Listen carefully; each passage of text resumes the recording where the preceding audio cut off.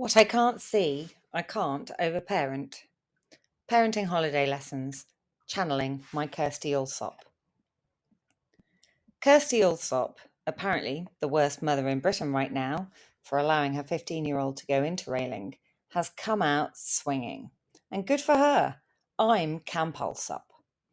As readers will know, I've long been convinced that giving kids independence as early as possible is the key to building resilience, responsibility, and creativity. Yes, there are risks, but, in my opinion, and increasing numbers of others, many more to overparenting and childhoods spent more online than off.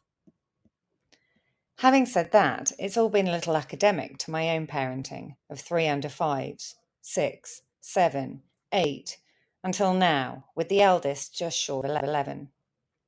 Yes, we've embraced chores as early as we can, but living in a small commuter rat-run village with few neighbourhood playmates, it's been hard to practice the free-range parenting that Jonathan Haidt and Lenore Skenazy, his partner on the Let Grow movement, advocate for.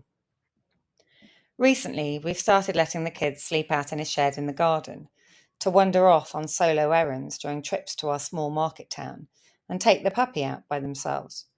But none of these allow for much mischief-making for 3 siblings whose boredom and/or irritation with each other I can hear from 100 yards away. Outside these small tendrils of freedom from our family bounds, I'm struggling to find many other parents willing to loosen the reins to the big wide world with me.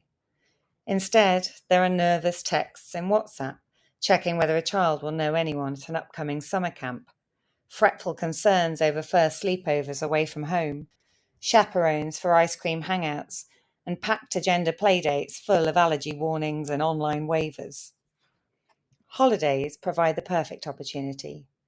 A change of scene and routine to create more colourful memories. Sunny, wet, sandy, dirty, exhausting memories. And the Netherlands, it turns out, is the perfect place to practice free-range parenting. I write this, very briefly, from a holiday there with 3 other families, and it's the most perfect trip I could ever imagine for one at our stage.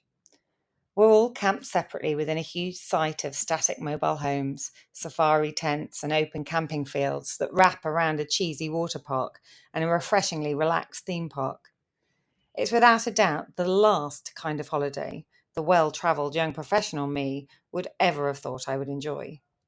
Staffing is minimal and unobtrusive. Gates and doors are left open. Bikes piled up in corners, unlocked.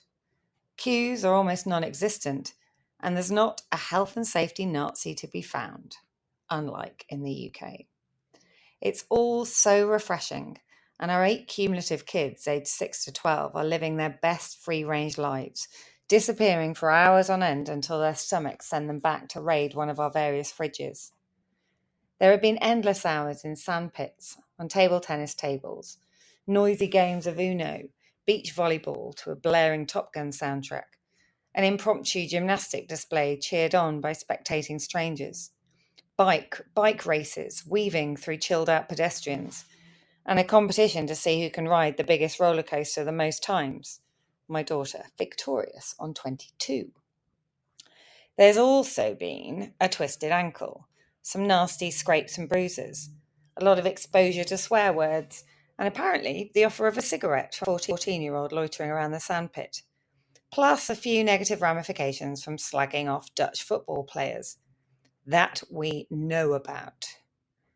But when our paths cross, whilst the adults channel their inner kid, running fully clothed through play fountains, beer in hand, the kids are filthy, dripping wet, and hungry, but their shining eyes hold stories they'll share excitedly, and secrets they won't.